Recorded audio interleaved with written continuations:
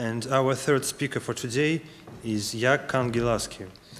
Jaak studied history and art history in Tartu University and graduated in 1963.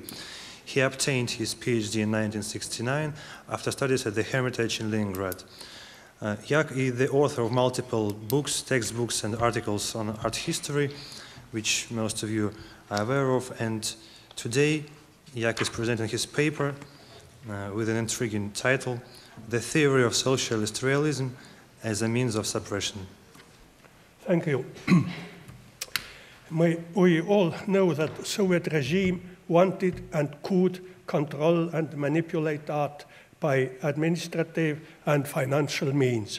But in addition to that, it tried to direct the mind of the artists with the help of the theory of socialist realism.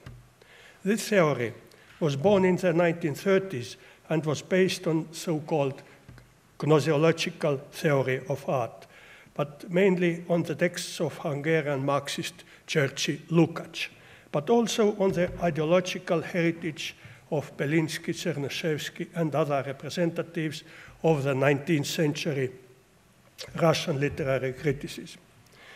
Lukács opposed realism on the one hand to naturalism. It means for him passive and neutral depiction of the appearance of the reality. Or, to put it otherwise, naturalism was, according to his opinion, absence of hierarchy of significance. But unopposed socialist realism, on the other hand, to modernism, because modernism is favored formalism and camouflaged or even deformed reality. We all know that in 1934, at the conference of the Union of Soviet Writers, Zhdanov, the secretary of the Central Committee of Communist Party, declared that the characteristics of socialist realism were, first, I quote, the true historically correct depiction of the reality in its revolutionary development and in so-called party spirit, latter being interpreted as a representation and justification of the party policy. The third principle of the socialist realism was so-called popularity, and it meant that the forms of art resemble the 19th century realism.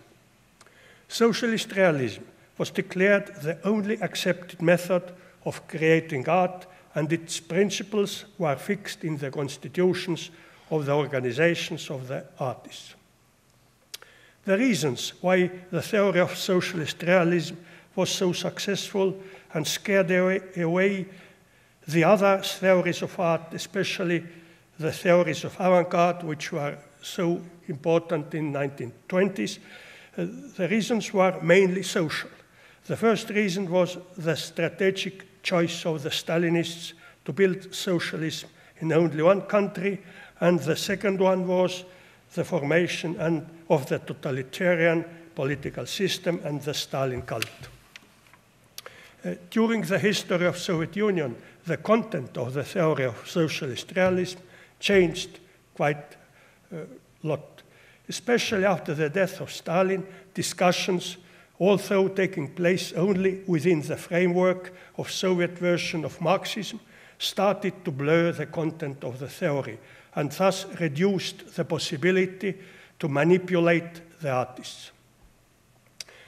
And here I would like to refer to my article, Metamorphosis of the Notion of Realism in Soviet Art Theory, published in Studies on Art and Architecture in 2003.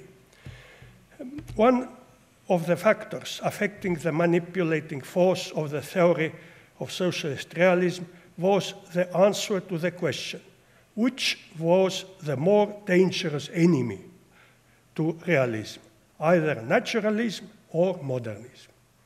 The other essential question was whether socialist realism had any definite form, or was it a style? Different answers to these questions can be also observed in the history of Estonian art life.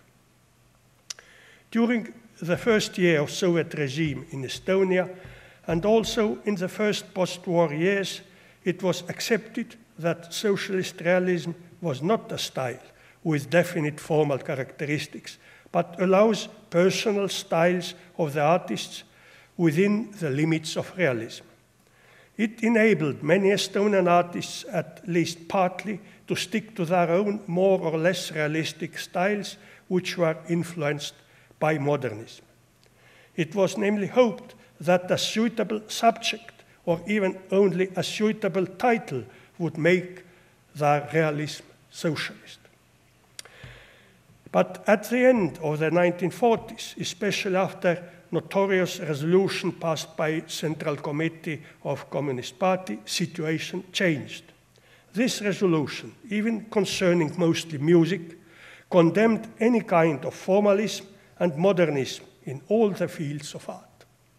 In 1948, an artist from Moscow, Viktor Sajin, tried to remark that socialist realism did not differ only from formalism, but also from naturalism. But his article was condemned, and it was emphasized that the main enemy of socialist realism was still only formalism. It was stated that formalism started with Impressionism. It was declared that socialist realism was a definite style that was based on the traditions of realism. In fact, of course, it was based not so much on the realism of 19th century, but rather academism. Such version of the theory of socialist realism became the real means of suppression of the originality of the artists and the expulsion from the artist union those who did not accept this style. Now it was not anymore enough that the title and the subject of the artwork was Soviet. Many Estonian artists were accused of being under the influence of Impressionism. The chairman of the Artist Union of Estonian SSR wrote in an article with the heading, "Against the dangerous influences of Impressionism." I quote, "There still exists wrong belief that whatever Soviet subject can be expressed in the pre-Soviet form."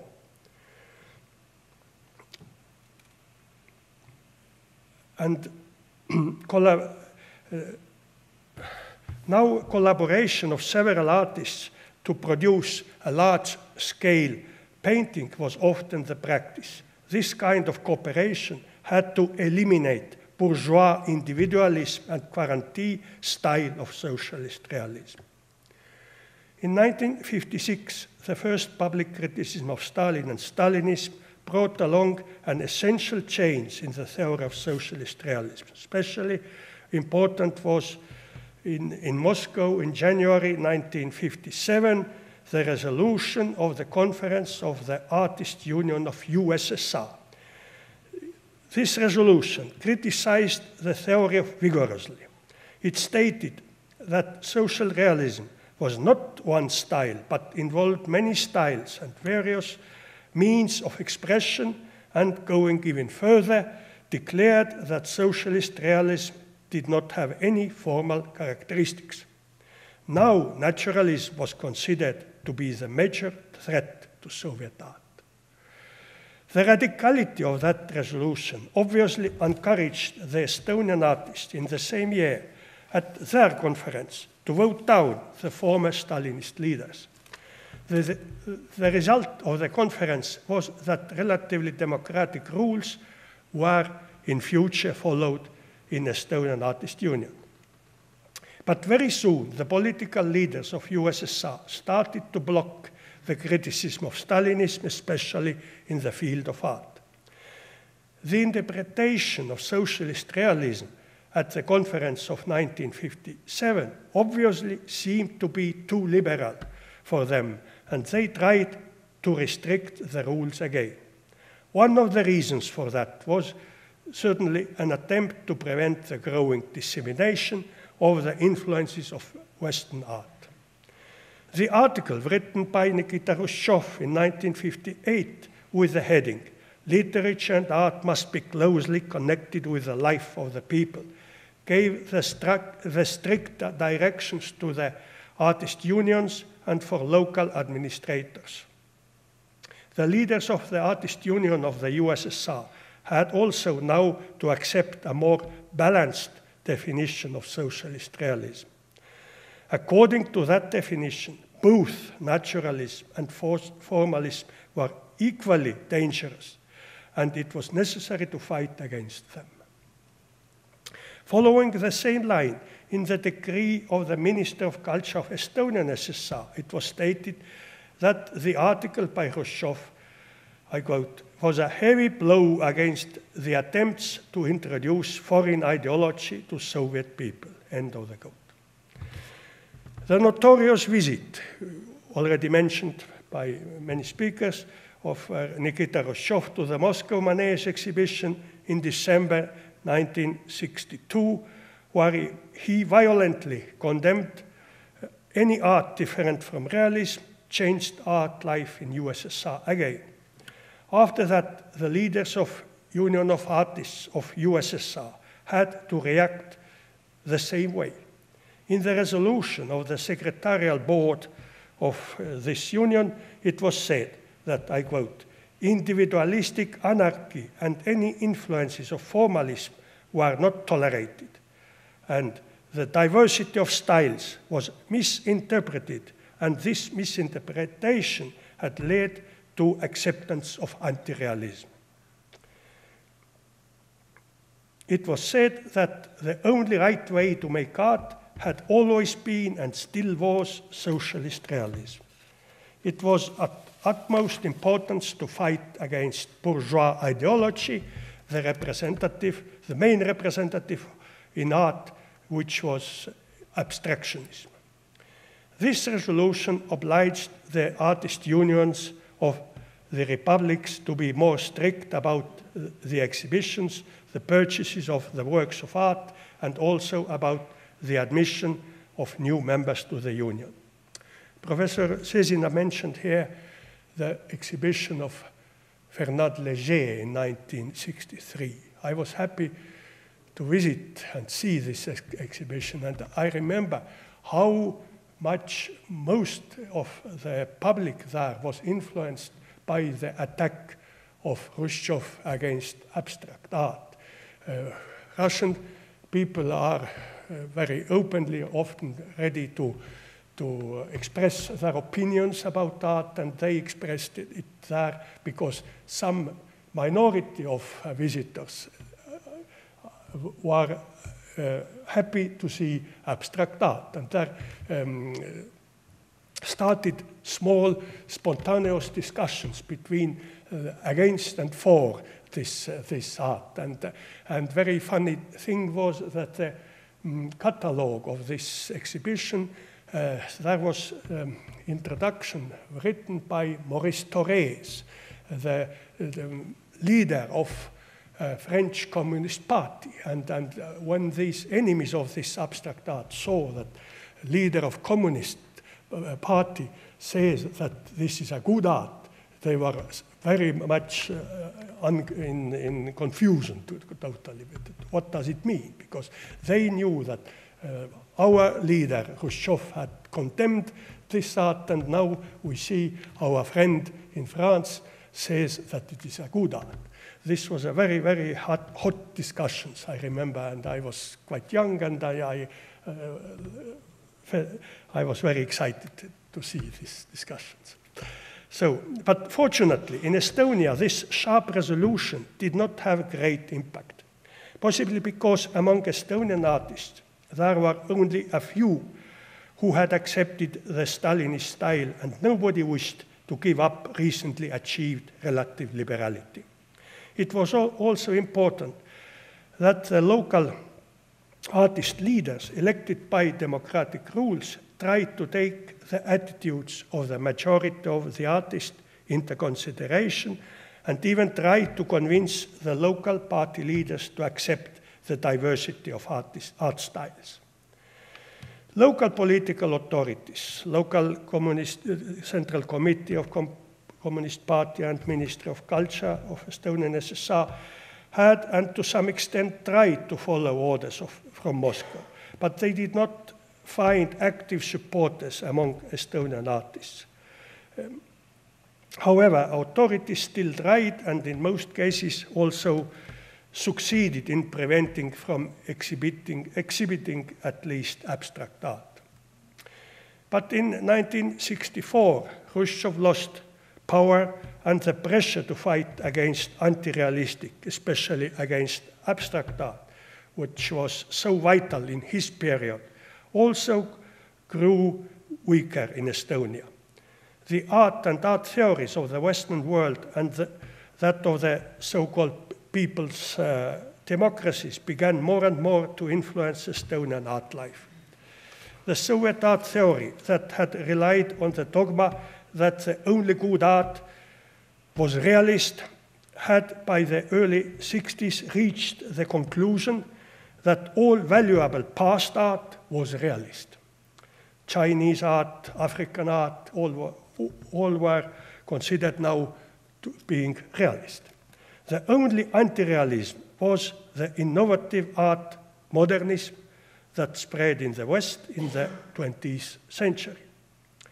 But the book D'un réalisme sans rivage, Realism Without Boundaries, written in 1963 by one of the leaders of the Communist Party of France, Roger Garaudy, brought the expansion of realism's boundaries to its logical end, but at the same time made the notion of realism devoid any content. It is a mere synonym for the expression good art. His ideas were introduced in Estonia already in 1965. The prestige and the influence of socialist realism continued to decrease, and there were only few who missed that even among party members. I visited the archive and studied the documents concerning the party meetings in Artist Union.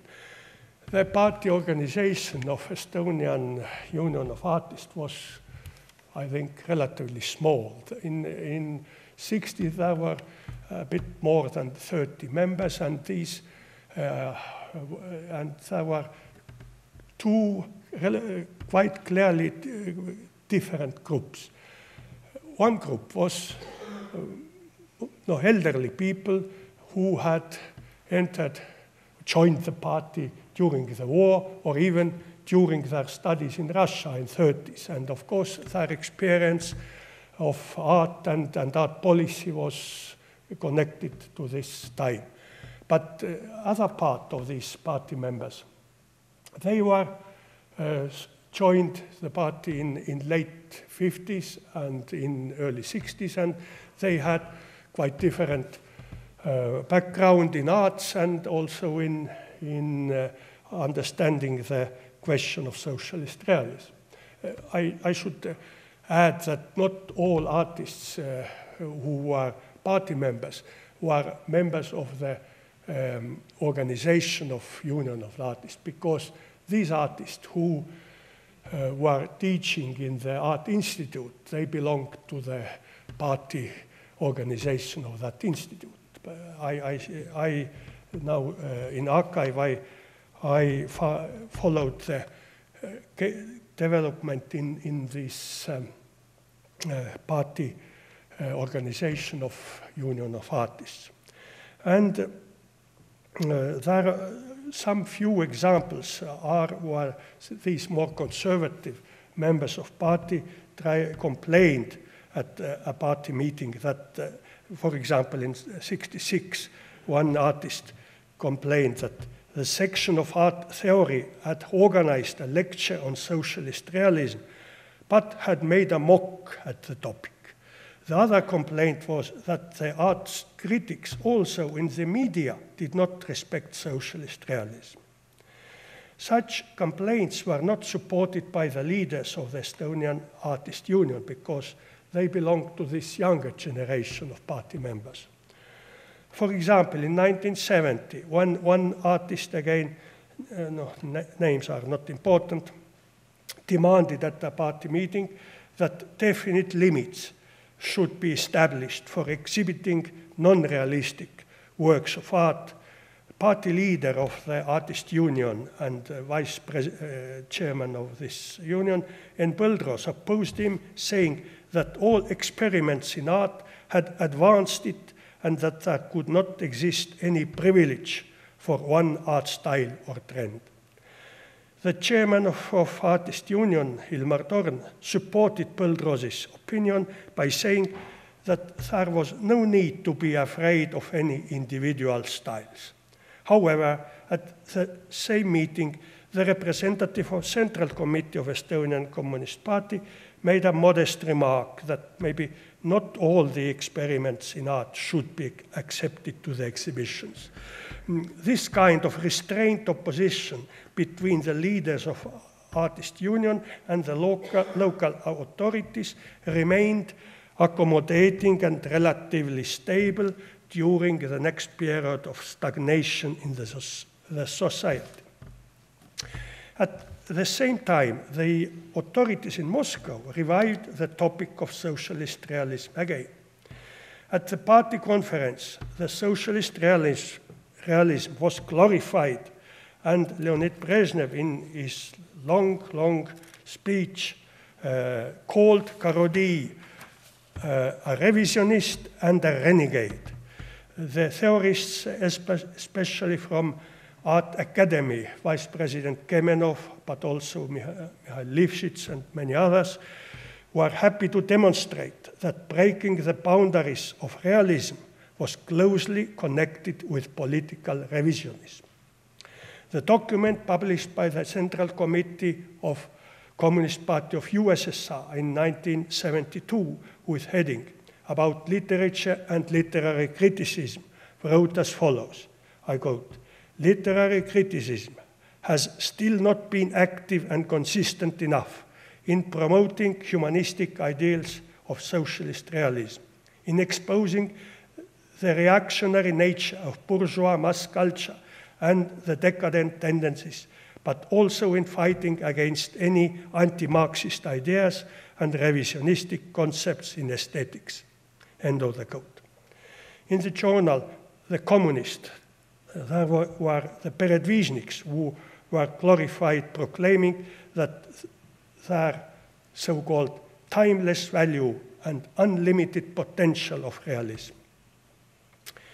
But at the same time, changes in the Western art began to confuse the defenders of socialist realism.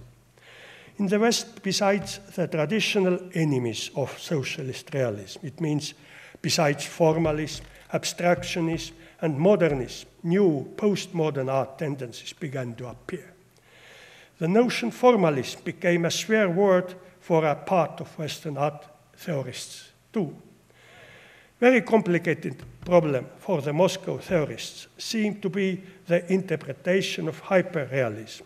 For example, in 1973, in a book, Modernism, the Analysis and Criticism of the Main Trends, published by the Academy of Art of USSR, Reingard wrote that, I quote, "Photographically precise paintings is a valuable recovery in Western art." But in 1974, at the meeting of the section of art critics of the Art Union, held, by the way, here in Tallinn, the key speaker, Zimenko, said that hyperrealism was a direct enemy of socialist realism. In Russia, in 1970s and in 1980s, more liberal and progressive artists and art critics tended to take the theory of socialist realism only as a rhetoric method or tried simply to ignore it. On the other hand, conservative, especially neo-Stalinists, tried to use the theory to reject innovations in arts and to block the influences of Western culture. Those were many theorists of the Art Academy, but also some of the leaders of the Union of Artists of the USSR. In Estonia, Taking advantage of the confusion among the theorists in Moscow, discussions on socialist realism were avoided, and the term gradually died out. For example, in 1972, at the conference of the Estonian Union of Artists, the key speaker, the chairman Ilmar Torm, in his long report, dealt with socialist realism only very briefly and emphasized that socialist realism allowed plurality of individual styles and also specific national individuality of Estonian art. At the next conference in 1977, Torm, in his report, did not mention socialist realism at all. At the same time, local authorities mostly abstained from using the term socialist realism. More liberal or more adjusted to the new situation among them were ready to forget the old problem of socialist realism. The more conservative or more cautious officials sometimes still used the term of socialist realism or the main traditional characteristics of it, but usually it had no effect on art anymore. So, Soviet administrative and financial limits for Estonian art existed until the end of the 1980s, but manipulating Estonian art with the help of the theory of socialist realism stopped already by the beginning of the 1970s. Thank you. Thank you, Jaak. I wanted to add a couple of words about the origins of socialist realism. As you mentioned that there was a strong philosophical basis, but actually there was quite an important precedent in Russian art history. It's connected to the name of Vladimir Stasov, and if we compare his so-called aesthetic system to the three most important points of socialist realism – народность, идейность, конкретность. His points are народность, идейность, содержательность. So basically they're the same, and moreover the socialist realist critics did take his rhetorics and his tactics of underestimating modern European art. And in this way, the socialist realism seems to me a good way to accept or decline any art.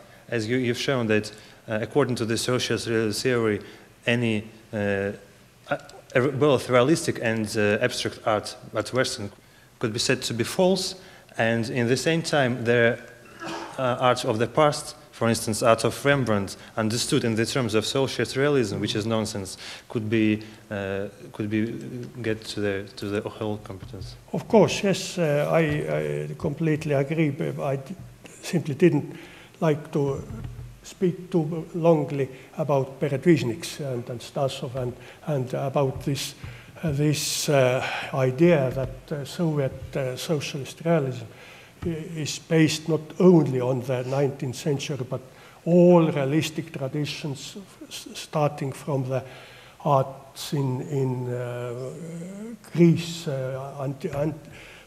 Greece and so on, all are its continuation and some kind of best result of the development of the realistic art in the world. And it's absolutely true that Stasov and other Peredvizhniks were so highly estimated. I mentioned that in 70s still the journal Communist remembered the importance of Peredvizhniks. It's true that they were the main source of, but in theory they used Lukács more than Stasov. I thought it was interesting I noticed your comments on this hyper-realism and socialist realism. I have studied this series of Finnish international contemporary art exhibition arts, and in 1972 in Kassel Documenta there was one department that was dedicated to this hyperrealism. Actually, hyperrealism was very fashionable in 1970s in Western contemporary art. They tried to to have socialist or Soviet and also DDR art in Helsinki in 1974. They invited artists and they wrote a letter to the Ministry of Culture in Soviet Union, and they said yes, but then some months before the exhibition they said no. They didn't want to present socialist realism with this hyperrealist Western contemporary art. Yeah, it's true. As I mentioned, there existed different oppositional meanings about these trends which came after the abstract art, because abstract art was a clear enemy and everything was clear. But now, from the 70s, there was not anymore clear who is the most dangerous enemy. This was the question. Thank you for an interesting paper, and you told mostly about how the theory of socialist realism applied to the fine arts, but this theory was applied to the literature and to music and to everything, and to theater. What was do you notice the difference between the rhetoric of critics on literature and on music and the situation in the different unions of in Estonia? Yes, in Estonia, yes.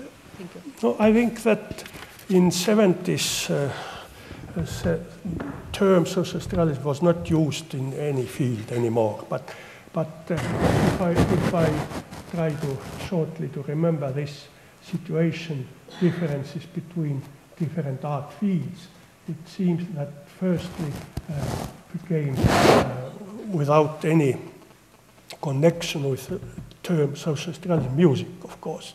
After that, visual arts and in literature, there existed tendencies to use this term longer.